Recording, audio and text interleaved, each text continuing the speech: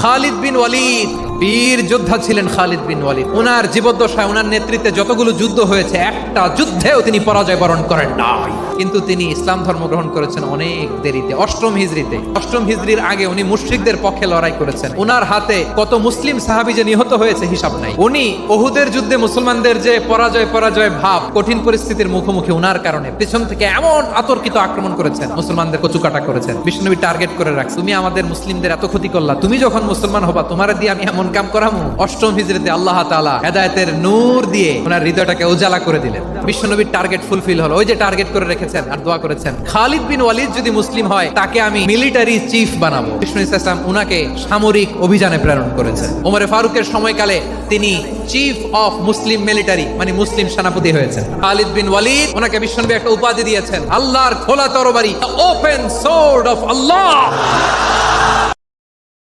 Download ShareChat.